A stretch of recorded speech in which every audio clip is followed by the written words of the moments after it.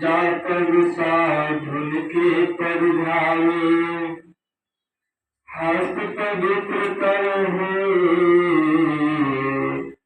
दो चकरी शीश नवावे हस्त पवित्र कर दो करी शीश नवावे मैंने पवित्र कर साधुन के दर्शन कीने मुख पवित्र कर हरि गुण मुख से गावे मुख पवित्र कर हरि गुण मुख से गावे सकल भूल नाशक प्रभु सतगुरु परम कृपाल नमो कंज प्रदेव प्रकरे सुन प्रभु निहार दया दृष्टि करुणा से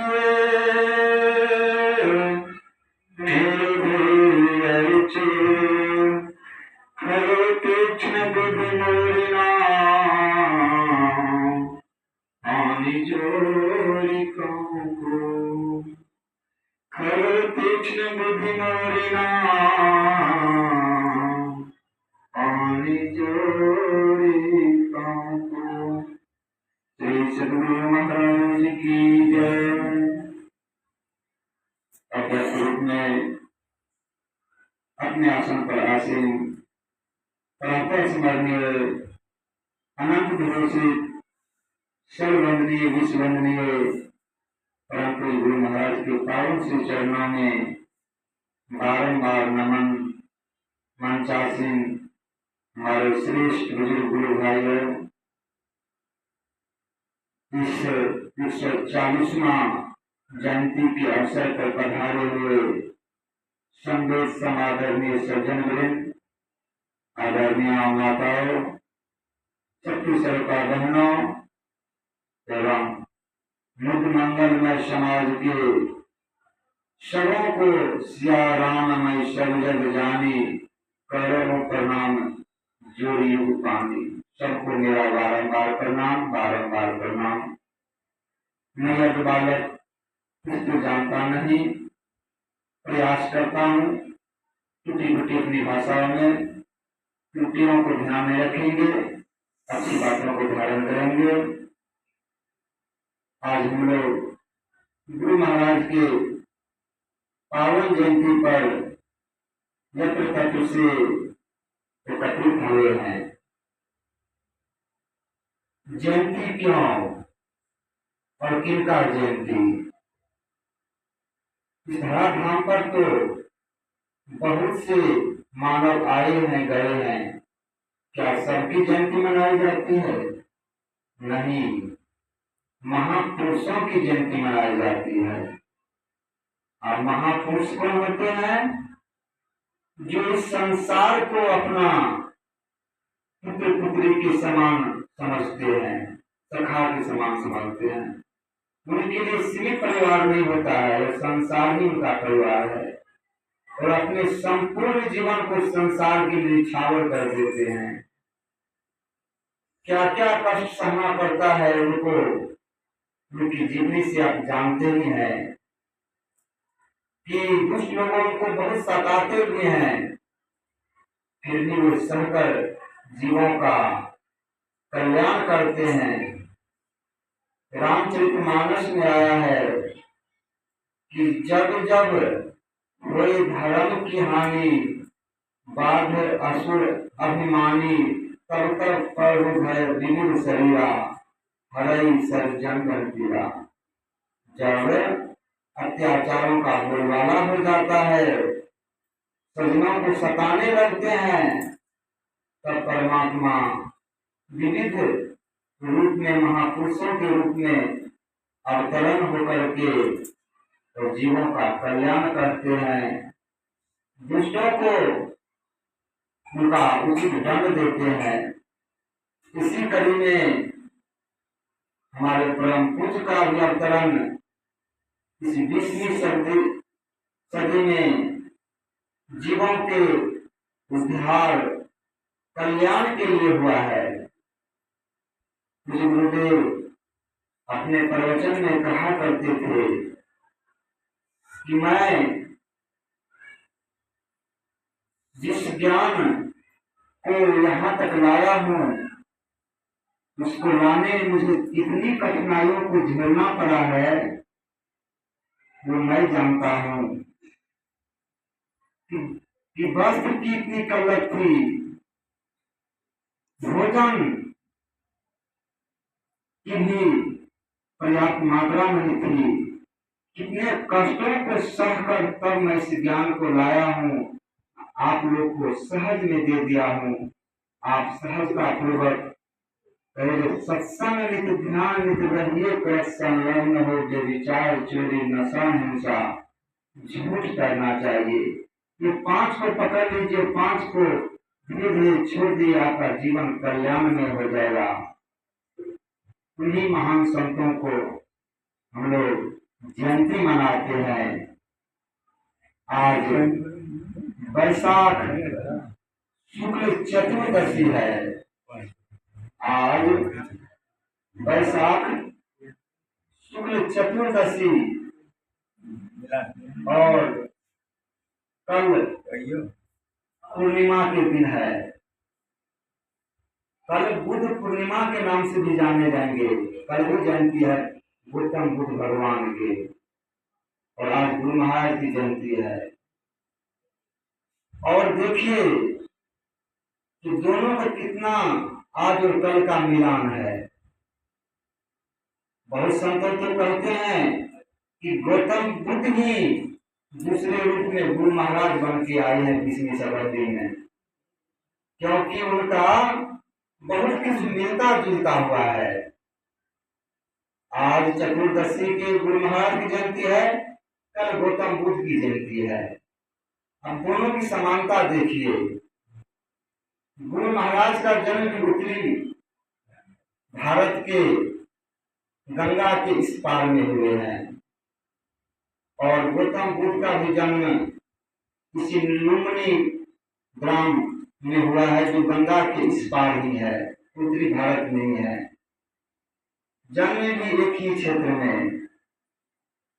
और देखिए कि गुरु महाराज का जन्म जो हुआ ननिहाल में हुआ है, नाना के घर में। और गौतम बुद्ध का जन्म भी जब उनकी माँ मायके जा रही थी तो उनके ननिहाल से कुछ देर पहले जंगल थी, रास्ते में ही प्रसव पीड़ा हुई उनकी माँ को, और रास्ते में ही गौतम बुद्ध के जन्म हुए। उनके बचपन का नाम सिद्धार्थ था, और गुरु महाराज के बचपन का नाम रामानुग्रह लाल दास था।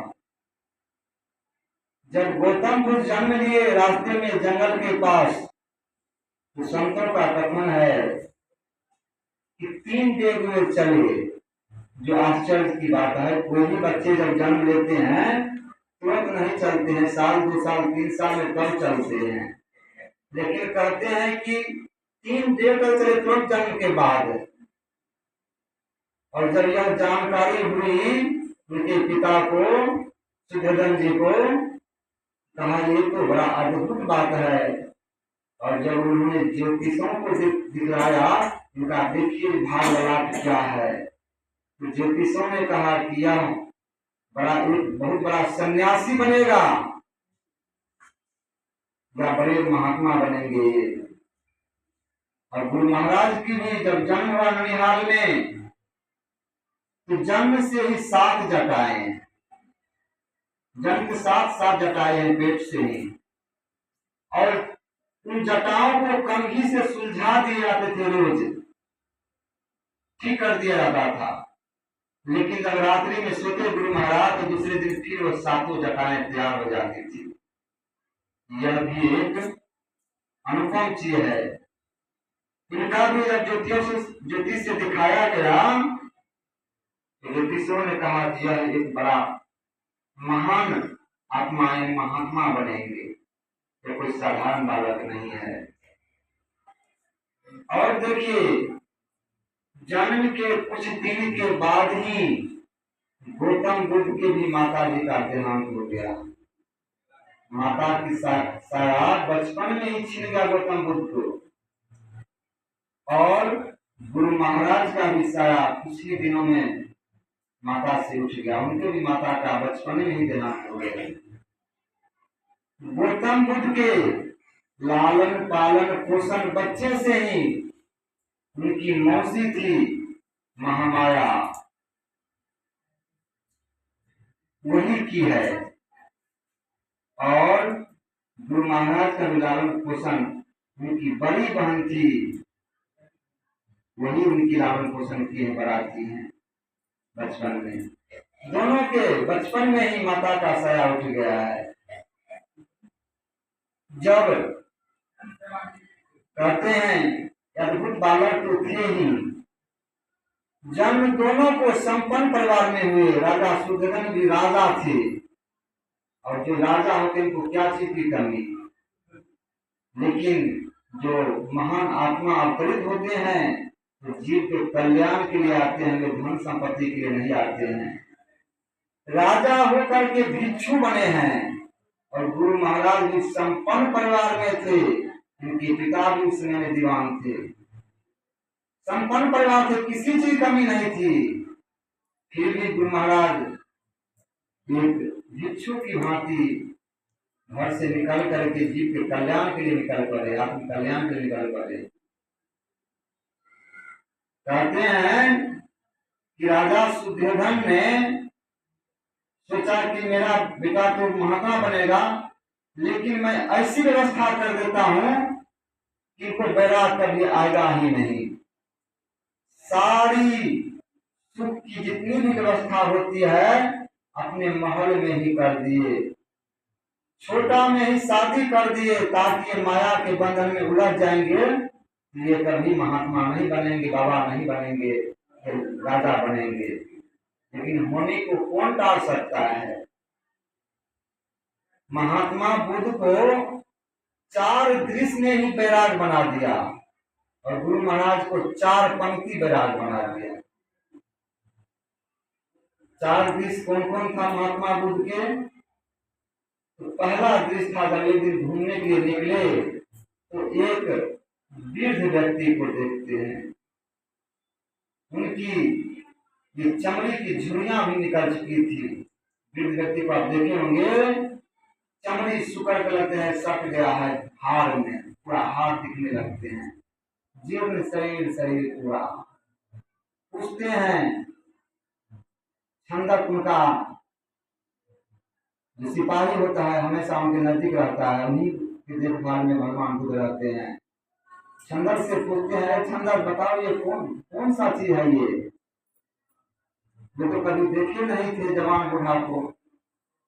कहा, देखिए औरत, ये बूढ़ा आदमी है। कि बूढ़ा क्या होता है। कहा, जो बालक होता है एक दिन वो जवान होता है, और जवान होने के बाद एक दिन वह बूढ़ा भी होता है। उसका शरीर इसी तरह हो जाता है, इसी तरह झुर्रियां निकल आते हैं। कहा, आदमी बूढ़ा भी होता है। हाँ युवराज, बूढ़ा भी होता है।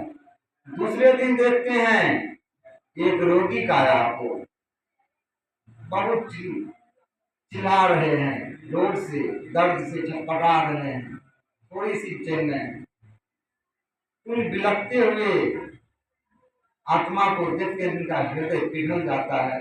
लक्ष्मण क्या हो गया है इनको। कहा, महाराज ये बीमार हैं, ये रोग से छटपटा रहे हैं। तो जीव की ऐसी भी दशा होती है। हाँ महाराज युवराज, ऐसा भी होता है। फिर उनको बैराग प्रबल होने लगता है। रात में भर रात जगे रहते हैं, सोचते ही रहते हैं कि मनुष्य बालक से जवान होता है, बूढ़ा होता है, उनको रोग भी सताता है। तीसरे दिन देखते हैं कि एक जिनका शरीर अंत हो गया था, वह लाश जा रहा था अर्थी। कथा छंदक ये क्या है। क्या ये अर्थी है? क्या अर्थी क्या होता है? का आदमी जब मर जाता है तो इसी पर बिठा कर उसको शमशान ले जाया जाता है। आदमी मरता भी है।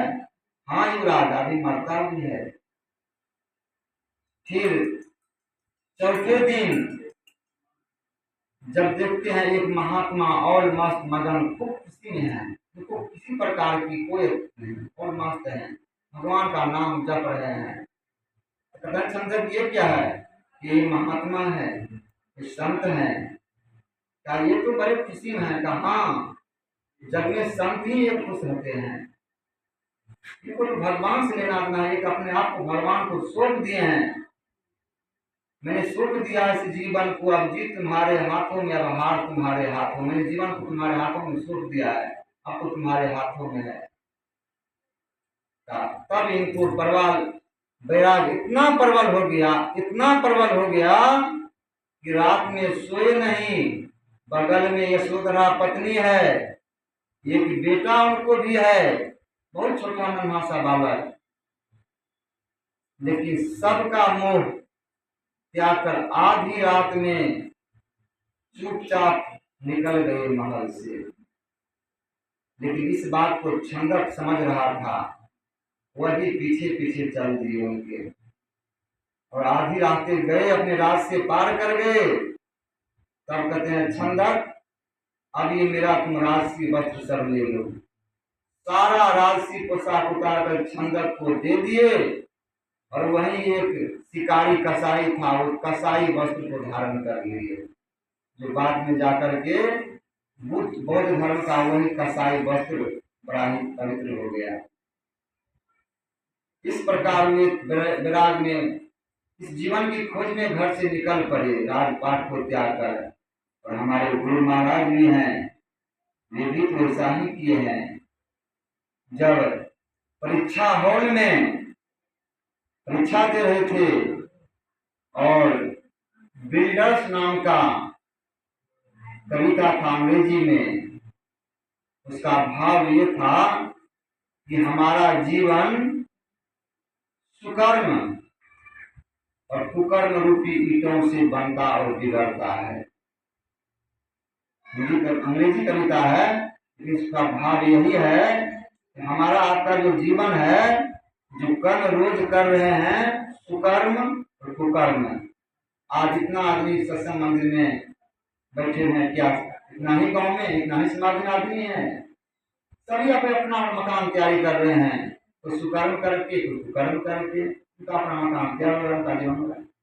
फल देने वाला तो भगवान है, गुरु महाराज बिगड़ता है। इसलिए कहते हैं कि जीवन में इतना सुकर्म कर लीजिए, इतना कर लीजिए, ताकि आगे दुख भोगना नहीं पड़े, और एक दिन भगवान का भजन करके सदा के लिए आवागमन गमन से मुक्त हो जाएंगे। यही कविता का भाव था। गुरु महाराज सोचते लिखते, और इतना भाव प्रबल हो गया कि अंतिम में लिखते हैं क्या, रामायण की 2 पंक्ति लिखते हैं, देव धरे फल यही भाई, भजिए राम सब काम बिहाई। सब काम को विराम देते हुए पहले राम को भजन अवश्य कर लीजिए। काम तो चलता ही रहेगा जीवन भर, काम से कभी छुटकारा मिलने वाला नहीं है। आपकी बच्चियां की शादी है, आप नहीं करेंगे, कोई अवश्य कर देंगे। आपके बाद पड़ा नहीं रहेगा, कोई ना कोई अवश्य कर देंगे। लेकिन आपके बदले में आपका भजन जो है दूसरा कोई नहीं कर सकते हैं, आपको खुद को करना पड़ेगा। इसलिए परमात्मा को भजन कर लीजिए। आगे जब गुरु महाराज निकले हैं, उनको भी शरीर पर कोई वस्त्र नहीं है, एक से तो धोती लेकर गए हैं, और उस धोती को भी 2 टुकड़ों में बांट करके तब वो स्नान करते थे, पहनते थे। इतनी कष्ट, जो संपन्न परिवार है उनके घर में किसी बक्से का बक्से कपड़े होंगे पहनने के लिए, एक से एक कीमती वस्त्र, लेकिन ये कोटि पहनकर घर से निकले हैं जीवन कल्याण के लिए, जगत की कल्याण के लिए। और गौतम बुद्ध को इस पार तो गंगा किस पार जन्म हुए हैं, लेकिन आत्मज्ञान गंगा जी के उस पार हुए हैं दोनों को। गौतम बुद्ध का आत्मज्ञान बोध गया में हुए हैं जो गंगा जी के उस पार हैं। हमारे गुरु महाराज के विज्ञान उपाघाट मायागंज में हुए हैं जो गंगा के किनारे उस पार है भागलपुर में। 18 महीने तक गुफा में तपस्या किए हैं, सूरज की रोशनी नहीं लगे हैं, इसके कारण गुरु महाराज का शरीर पीला पड़ गए थे, मतलब पीलिया रोग हो गए थे उनको शरीर। काफी दुबले पतले, पहचान में भी नहीं आते थे ये गुरु महाराज हैं। और जब आत्मज्ञान प्राप्त कर लिए, आत्म साक्षात कर लिए, तब कहे परमात्मा मैंने तुम्हें देख लिया है, अब तुम मुझे नहीं सता सकते हो। और तब ज्ञान उपदेश करने के लिए निकल पड़े। पैदल ही, उस समय गाड़ी के साधन नहीं थे, बैलगाड़ी कोई कोई सेवा दे देते ले जाते तो होते, नहीं तो पैदल टोली के साथ गांव गांव जाकर के जीवों को उद्धार का रास्ता बतलाते थे। कितनी कष्टों को सहना पड़ा था। हम लोग आज रिक्शा टमटम आदि व्यवस्था सारी व्यवस्था से बैठे हुए हैं, पंखा लगा हुआ, लाइट लगा हुआ, किस चीज की कमी है। लेकिन उस समय की बात आप सोचिए, कितना कष्ट उठाकर इस ज्ञान को धराधाम पर लाए। हमारे गौतम बुद्ध भी इतना साध लिए अपने जीवन को कि उनका सिर्फ हड्डी दिखाई पड़ता था। तब एक महिला कहती है, समझाती है कि बीना के तारों को इतना नहीं कसा जाता है ताकि उसका कर्कश आवाज निकले। बीना का तार थोड़ी नर्म रहती है तब उसका मीठा आवाज निकलता है। महाराज गौतम बुद्ध इशारा में समझ गए कि मैंने अपने जीवन को बहुत कष्ट दिया हूँ, थोड़ा ढीला करना पड़ेगा। अब तब बौद्ध वृक्ष के नीचे जब तपस्या कर रहे थे, आत्म साक्षात्कार कर रहे थे, एक दिन की बात है, एक महिला ने उस पीपल वृक्ष से मन्नत मांगी थी और उनकी मन्नत पूरा हो गई। वे खीर बनाकर प्रेम से चढ़ाने के लिए लाई थी। जब लाई वहां पर वृक्ष के नीचे, तो पहले तो वहां कुछ नहीं था, लेकिन देखते हैं आज एक युवक बैठा हुआ है। उसके मन में आई यही वृक्ष देवता प्रकट हो गए हैं मेरा प्रसाद ग्रहण करने के लिए, और बड़े प्रेम से हाथों से प्रसाद खिलाती है गौतम बुद्ध। उस दिन पहला भोजन आत्मज्ञान के बाद उसी के हाथ से खाते हैं और फिर खा करके इस ज्ञान के प्रचार करने लगते हैं। इसलिए संतों के हम जीवों पर बड़ा उपकार है, उनका मेहरबान है हम लोगों पर। कितना भी करेंगे कर्ज चुकेगा नहीं, अपार कर्ज है। इसलिए यही मैंने जो साधन भजन बताए हैं उसके अनुसार चलेंगे तब हमारा आपका कल्याण होगा। और तब गुरु महाराज के ऋण से भी ऋण होंगे, क्योंकि जीव पर 3 प्रमुख ऋण होते हैं, एक मातृ ऋण, दूसरा पितृ ऋण और तीसरा है गुरु ऋण। ये तीनों जीव को उतारना पड़ता है तब ऋण होते हैं। इसलिए बड़ा अच्छा हमको यहाँ लगा जो आप लोग बड़ी धूमधाम से, बड़ी एकता के साथ, तन्मयता के साथ, आपसी भेदभाव सब कुछ भूल करके बड़ी सुंदर झांकी शोभा यात्रा निकाले, सत्संग उपस्थित है। गुरु महाराज भी तो यही कहते थे कि आपस में प्रेम से रहो, एकता बनाए रखो। बहुत सुंदर, ऐसा ही आप आगे भी बनाए रखे। मैं यही गुरु महाराज से प्रार्थना करता हूँ कि यहाँ का सत्संग मंदिर आप लोगों का भाव ऐसा ही बना रहे और भक्ति करते रहें।